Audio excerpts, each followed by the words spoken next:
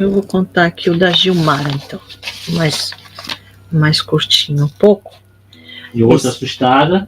A Gilmara, que é uma outra assustada das antigas também. Acho que a Gilmara mandou em 2021. Os próximos eu vou colocar até a data que eles mandaram, né? Então, vou contar aqui o caso da Gilmara. Ela começou assim: Olá, assustados. Meu nome é Gilmara e venho aqui compartilhar uma experiência marcante que vivenciei. Ocorreu em 2012, logo após o falecimento do meu pai. O título: Lágrimas Transformadoras, Lições de Vida e Espiritualidade. Naquela ocasião, agora é ela contando. Naquela ocasião, em 2012, precisei utilizar o atendimento médico ligado ao plano funerário da minha família. Como o sistema de saúde gratuito na minha região era demorado, optei por utilizar uma combinação do serviço do SUS e particular, para o qual precisei obter a guia de autorização do titular do plano no escritório da funerária. Ao sair do local, acompanhada por uma atendente, senti um aperto no coração, pois o ambiente me trazia lembranças dolorosas. Na calçada, observei o carro fúnebre saindo da garagem. E o que me fez recordar a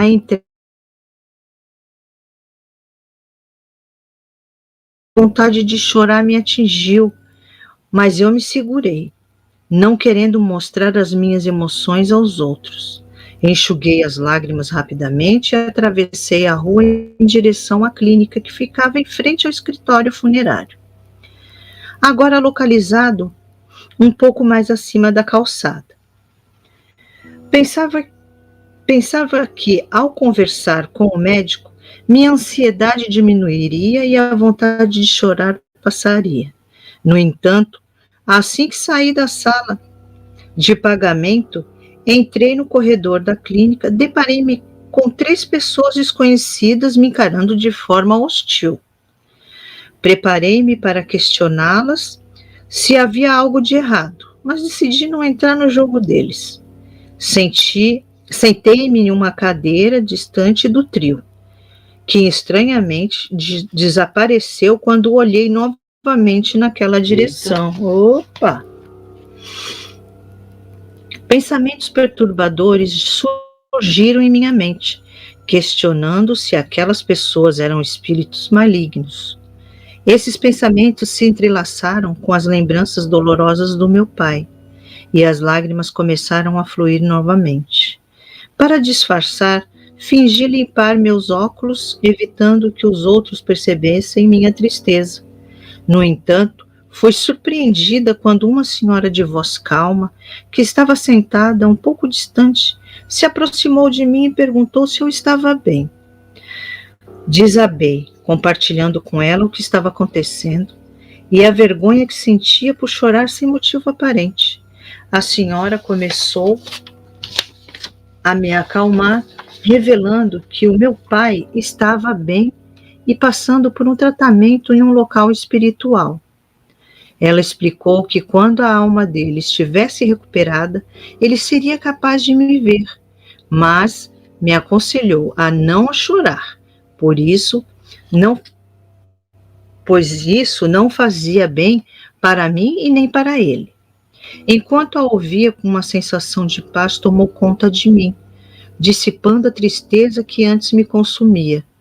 Passamos então a conversar sobre o atendimento médico da clínica, trocando elogios sobre sua qualidade.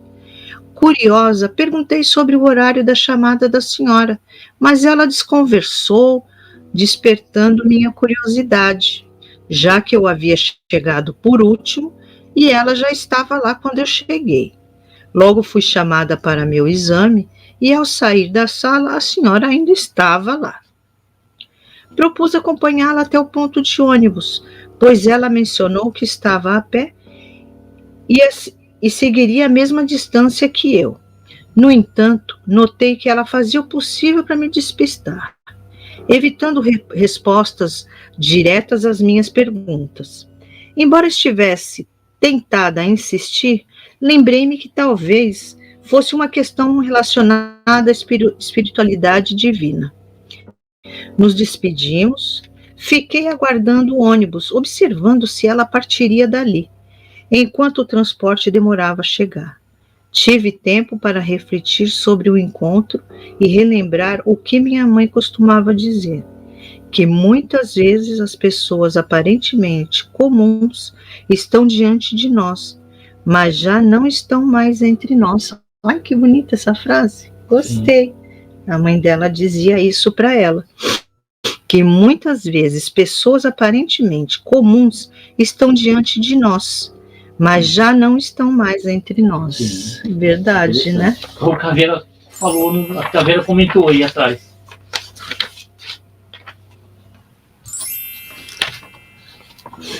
Né? Às vezes a gente pensa que a pessoa, que é uma pessoa, e no fim é um espírito de uma pessoa ali, e a gente não sabe, porque quem não tem o dom, que nem nós que somos leigos, né? Tirando aí o Denis, que eu saiba, só sei do Denis aí que é médium, mas eu me lembro que uma vez o Denis falou que até ele mesmo teve dificuldade de diferenciar quando era um espírito e quando era uma pessoa real mesmo, que é um médium, e ele mesmo falou uma vez pra gente aqui que ele tem, na época, no começo, ele tinha essa dificuldade de diferenciar quem era morto e quem era o vivo ali.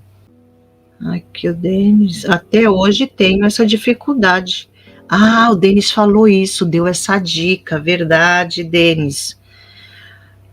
Aqui a Vera falou, foi o que eu quis dizer, então foi o nosso diretor mostrou aqui pra gente, que você tinha falado, Vera.